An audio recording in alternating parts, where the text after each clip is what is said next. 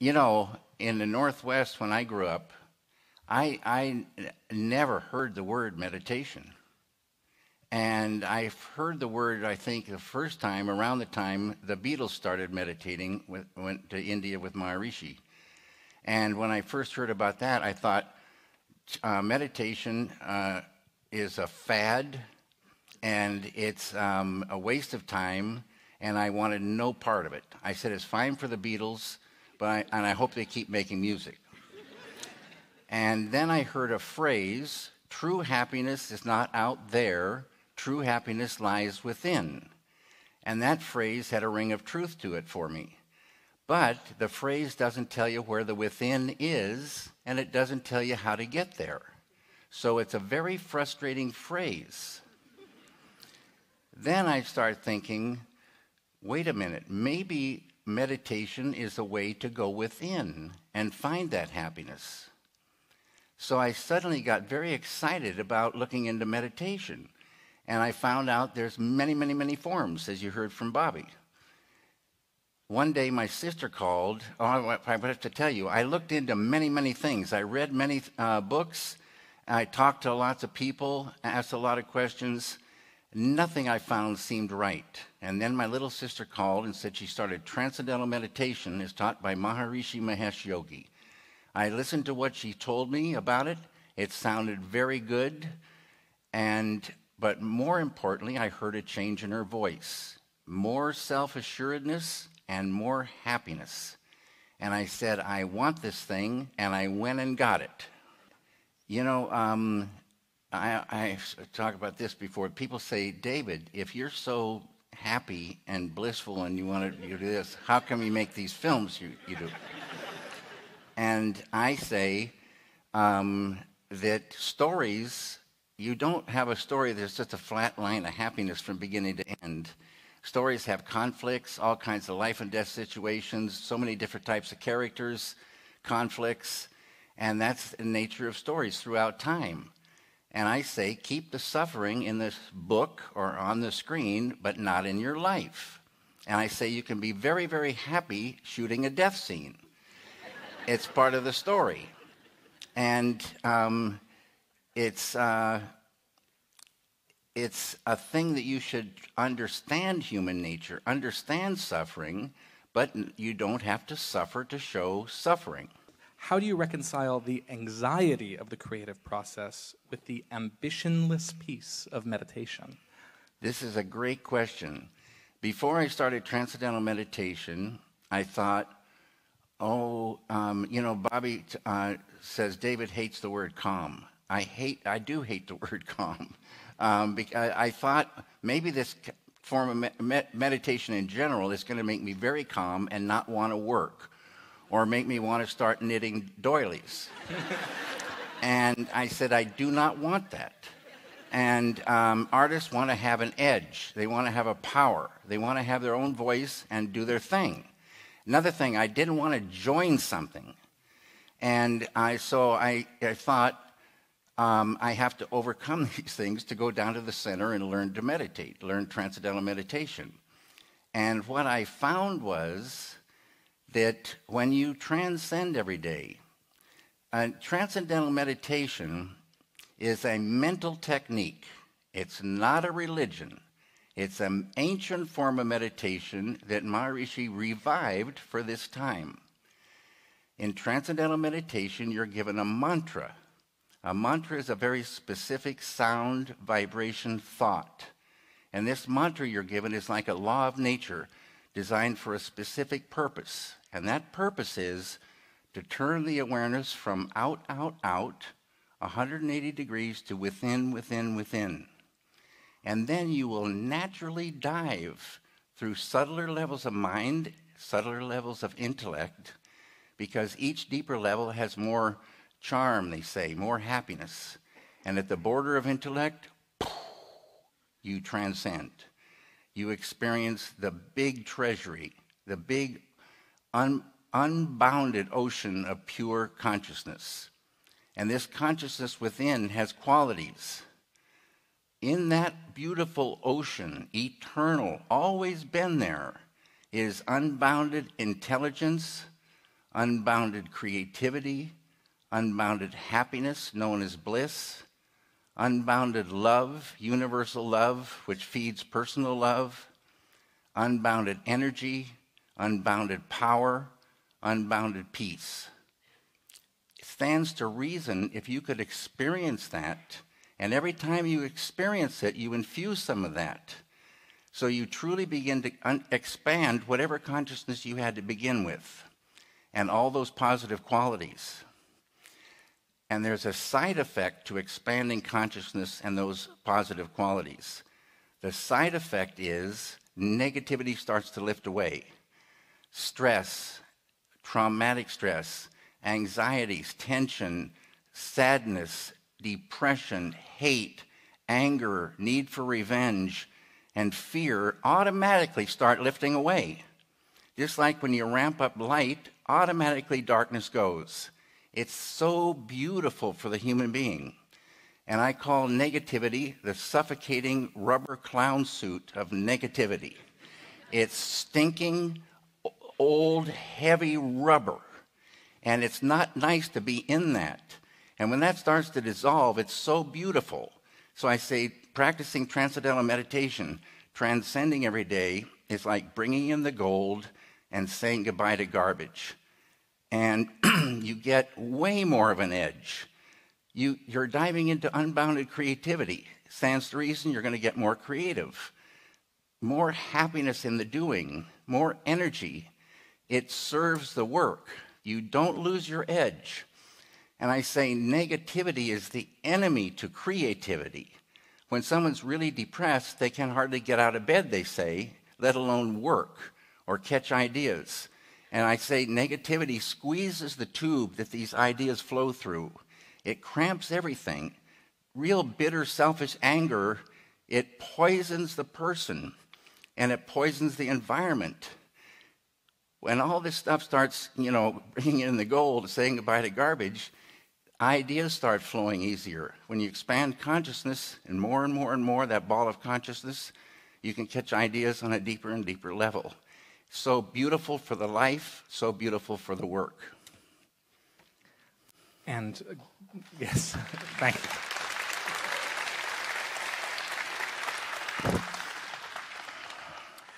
I think following from that, a great question from Jill Watson. Does the stillness of transcendence stay with you all the time, even during emotional moments? How does that work? It sounds awesome. And she has a great doodle of the eraser head baby on her question. That's good. There's in the front row. Good to see you. The beautiful thing is, like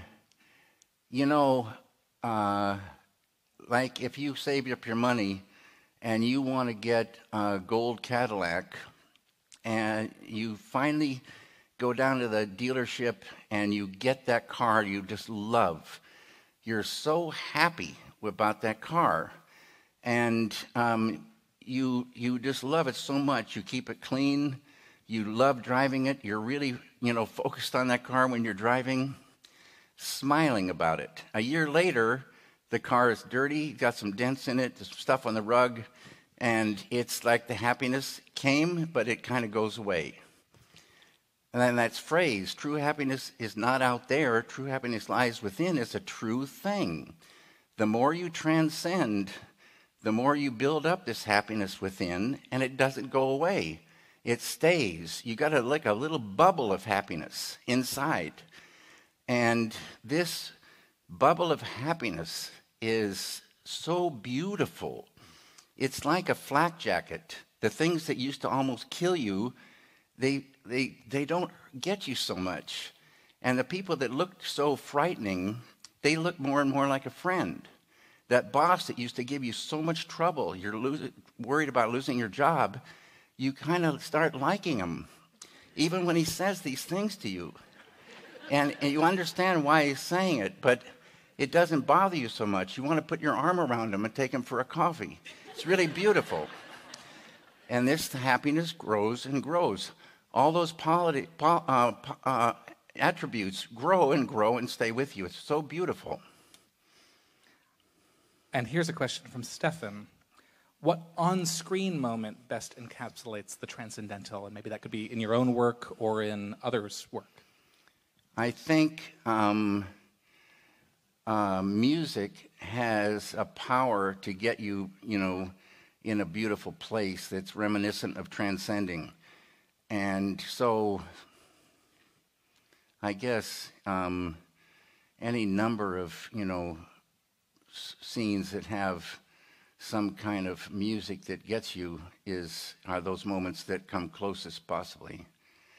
And transcending, the experience is unique.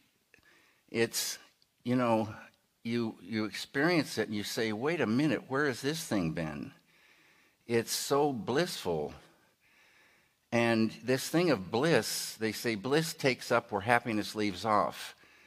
Bliss can be physical, emotional, mental, and spiritual.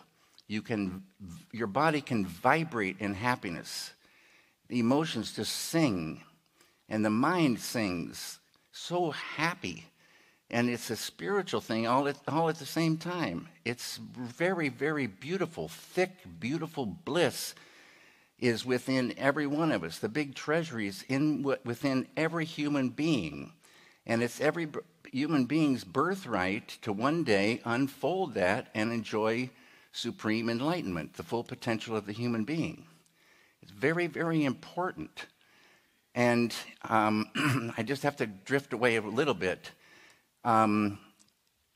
Maharishi had a phrase, water the root and enjoy the fruit. Get the thing from the deepest level. They say we are like a tree, or the world is like a tree, and the tree is pretty sick.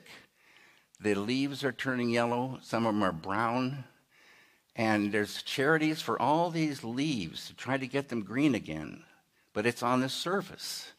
Some of the boughs are bending down, branches are bending. The tree is not healthy. They say the experienced gardener, he knows the leaves are not looking good. He knows the branches are bowing down. The experienced gardener waters the root, and automatically that whole tree starts coming up to perfection. Pretty soon those flowers appear, the leaves turn green, and the fruit appears. It's very, very beautiful. Transcending is getting it from the deepest level. There's another thing. This field within is a field of unbounded, infinite peace. Always been there. It just needs to be enlivened. And Maharishi brought technologies to enliven that field so powerfully it can affect collective consciousness. And you can picture collective consciousness these days like a dark, brooding cloud. And that cloud can be turned to gold. That cloud can be filled with happiness and love and peace, harmony. Even if people don't meditate, the same things can happen for the world that happen for the individual. Stress can go, and real beautiful gold, those all positive qualities can grow, and people start liking one another. They don't want to kill anybody. And those things that happen today in Florida won't happen. When students get this, the fighting stops in the school. They start getting along with one another. The bullying stops. The teachers don't get teacher burnout. They start enjoying to teach again. Always throughout time, it comes from within. And it's got to get to the people. Many questions asked if you incorporate sound or music into your own meditation. No. It's like Bobby's book is called Strength and Stillness. That transcendent is silence. It's unbounded silence. I say unbounded silence and unbounded dynamism together in that transcendent. It's blissful, and it can come in waves. It's a beautiful, beautiful field. You get ideas. Sometimes I've gotten ideas in meditation, but mostly you use meditation to get to expand that consciousness. And then when you go back in activity, you don't have to give up anything to start to meditate. You don't have to believe in anything. And you just go about your business when you finish meditating.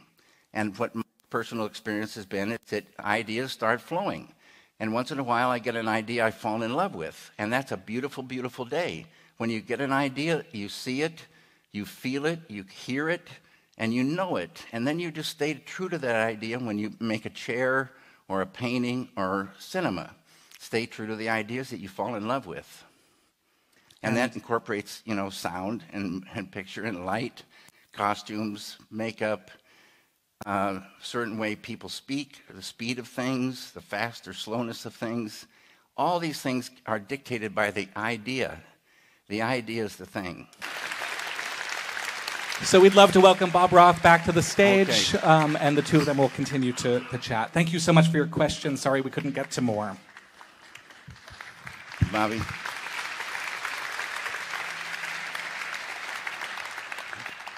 Hi, Dave. Hi, Bobby. You got a chair here. Yeah. Which side do you want? You go on that side. Well, I'll go over there, Bobby. You stay here. I'm being directed. Okay. What we want to do now is just take a moment and talk a little bit about this thing that I opened with, and that is meditation, properly understood and practiced, is not it does take us away. It allows us to access that transcendent, but it has a very powerful transformational effect in our environment. And I want to just give you some good news, and we're going to show a video and then talk a little bit, okay? The idea of what you're doing, of putting this into schools, I think is a fabulous thing. Put out a request in Chicago, grassroots organizations in Chicago. Help us reduce violence in the schools in the toughest communities. Before, I held everything in. And when I couldn't take it anymore, I took it out on somebody else. Now, it just goes away now. I feel like all the stress is just leaving my body. All the situation and problems are just clearing out. I got more concentration. I social better. Everything just like 2 times better, basically. They gave us $300,000 for a pilot study. The effects were so marked. It took me roughly 5 years to admit that I had PTSD. Transcendental meditation has taken the stress out of my life. It has made me relax. The anger's gone. Just because you can't see a wound doesn't mean it's not there. To know that something as small of a concept as 20 minutes twice a day can make me feel like I feel now, that's a gift that you can't buy. Within 90 days, I was off all the anxiety pills, antidepressants, the pain medication. You don't have to suffer so significant. This year they increased the budget to $2.6 million. I didn't know I had post-traumatic stress. The first experience meditating in TM, my body got a chance to just really relax. And my self-esteem is a lot better than it's ever been in my entire life. When I started meditating, it changed my demeanor. I really felt like it changed the dynamics for me, the way I responded or interacted with people. And also not sitting like this, sitting like this, because I got rest. I went through a really dark time in my life where I didn't want to wake up in the morning at all. Now when I wake up in the morning, I feel happy, I feel blessed. Meditation has significantly helped my recovery, and I think it should be taught in every rehab facility there is. Transcendental meditation is the only proven form of meditation to reduce blood pressure. It affects the cortisol, the epinephrine. The whole system just relaxes. When people start to meditate, they're doing things more effectively and more efficiently, and time seems to open up. I meditate before every performance now, and I find that it keeps me out of my head. It's a much more enjoyable way to perform. TM has helped me to be more open to new possibilities. I really have found that I am more aware of those stressful moments that are still going to happen even after meditation, but my reaction to them. I recognize them, and I just am at a peaceful state. You have to give yourself a break. You have to give yourself a moment to revive, unplug, rejuvenate, and Transcendental Meditation does that for me. I think this is what people need. They don't need high-minded talk so much as results. Transcendent, you transcend every day. It's so beautiful for the human being. You start enjoying life. And the whole real change for the good truly begins within. Real peace is not just the absence of war. When you see that after, we started this foundation July 20th, 2005. You see that, what are your thoughts? I love this reel, and as what I was saying earlier, these many well-wishers of humanity have come up with all kinds of ideas to help with stress and violence and suffering, but they're surface cures. And if you watch TV these days, there's so many problems. It's unbelievable. And then there's all this arguing and nobody really listening, and it just kind of stays the same. And the secret is within each one of us. And it's so beautiful, the change that comes when you access that transcendent. You transcend every day. It's so beautiful for the human being. You start enjoying life, and the whole world looks better. And I say real peace is not just the absence of war. Real peace is the absence of all negativity. When you think about it, if there's any negativity, it's not a real peace. And this is entirely possible today. These peace-creating groups are be powerful enough, if they get big enough, to bring peace to the earth and stop all this nonsense. It really is true. So think about these things, and if you're an artist, don't worry about losing your edge, and know that you're going to get more and more ideas and more power to do your stuff.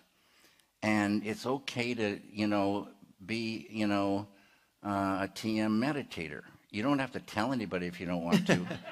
But it's money in the bank for your life and your work. And if you want to support the peace-creating groups and help the world and yourself, you can do that too. And enjoy the woods up here. I want to say one last thing. David just,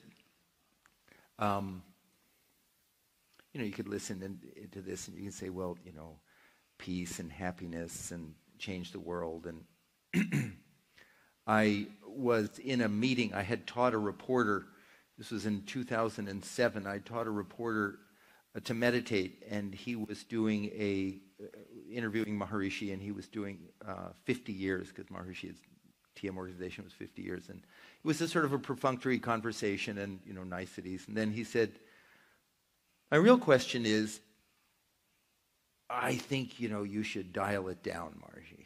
The benefits here. You should just dial it down. It's just like too much. That the world has, people have been traumatized for eons, and just violence and that. And you're talking about how meditation could have such a powerful transformational effect. It's like unbelievable. This has been going on forever.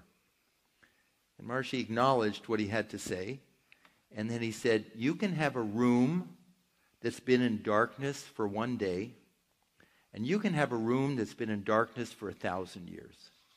If you turn on the light in both rooms, the darkness disappears. So the hypothesis is that there's something really big within every one of us that has nothing to do with religion, nothing to do with philosophy, nothing to do with belief. It's there. We just don't access it. We don't take the time. And taking the time to access it, fortunately, with this meditation, very simple. And it's not simple because it's simplistic. It's simple because there's an elegant naturalness to it. So a 10-year-old child that I teach to meditate in the South Bronx, who's never heard of meditation, who goes to sleep at night because he has to lie down. He can't sleep on a bed. Yes, there's a concrete sort of foundation before the wall. He sleeps there so bullets can't hit him when he's sleeping, for real. That child can have equal access to that transcendent that David or any one of us. So I would just like to conclude that it's very fulfilling for me to have this opportunity to work closely to one of, and he hates this when I say it, to one of the greatest all-around human beings that I know, David Lynch, because I am now full circle from 50 years ago when I was writing the Gripes of Roth and desiring to affect change, that the change truly not only does come from within, it is coming from within. And now that's the truth. We have an office on Capitol Hill, and we're teaching members of Congress on both sides of the aisle, and people in the Department of Education, and people in SAMHSA, which is the drug agency, and people in the VA. And they're seeing for themselves the futility of this superficial cures and addressing, and seeing that this can have a powerful transformative effect. So I want to thank David very much for leaving his painting studio 3 days ago and coming up here. And he likes to give, and he's very kind to give me and others with the David Lynch Foundation credit, but ultimately it's this man's integrity, creativity, purity of intention that is really driving this whole thing forward. So thank you very, very much, David, and thank all of you for coming tonight. Thank you, Bobby.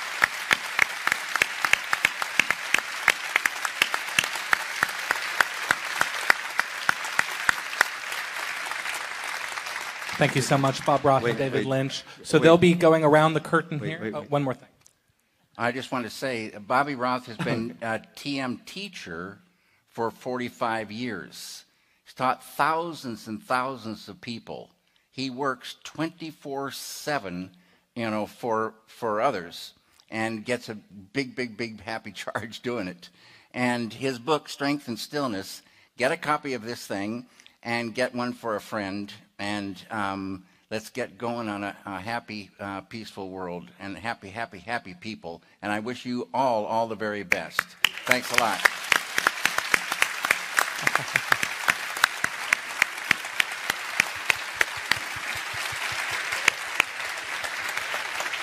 Thank you all. Thanks a lot.